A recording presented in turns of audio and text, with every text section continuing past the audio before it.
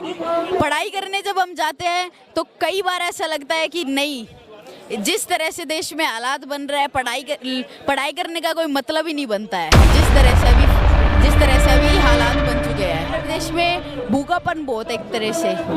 पेट भरने के लिए कोई आदमी अपना जाता है वहाँ पर अग्निपथ में, कोई अपनी कैरियर बनाने तो कोई जा नहीं सकता। उनका कैरियर एक तरह से आर्मी का था, नेवी का, एयरफोर्स का, उनका डिस्ट्रॉय कर दिया इन्होंने।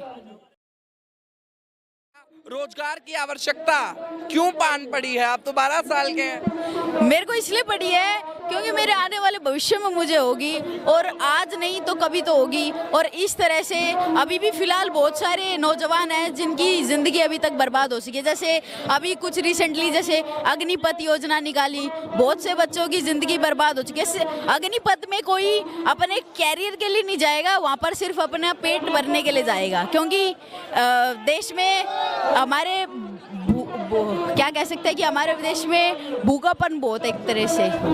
पेट भरने के लिए कोई आदमी अपना जाता है वहाँ पर अग्निपथ में, कोई अपनी कैरियर बनाने तो कोई जा नहीं सकता। उनका कैरियर एक तरह से आर्मी का था, नेवी का, एयरफोर्स का, उनका डिस्ट्रॉय कर दिया इन्होंने।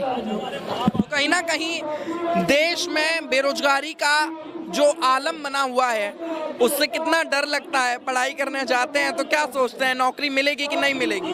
पढ़ाई करने जब हम जाते हैं तो कई बार ऐसा लगता है कि नहीं, जिस तरह से देश में हालात बन रहा है पढ़ाई करने का कोई मतलब ही नहीं बनता है। जिस तरह से अभी हालात बन चुके हैं। तो देखिए, बच्चों से लेकर बड़े हर व्यक्ति इस बात को कह रहा है कि जब बेरोजगारी ही उनके हाथ लगनी है तो इतनी शिक्षा लेने की, इतनी पढ़ाई करने की क्या जरूरत है? क्योंकि 10 से 15 हजार की नौकरी एक मजदूर भी करता है। अगर एक पढ़े लिखे युवा की इतनी ही सैलरी होनी है तो क्या ये देश विश्व गुरु बन पाएगा? ये इस वक्त का सबसे बड़ा सवाल हम आपके लिए छोड़ के जा रहे हैं। क्या आप लोगों की राय है? नीचे कमेंट सेक्शन में आप लोग जरूर बताएं और देखते रहें अलका टुडे न्यूज़।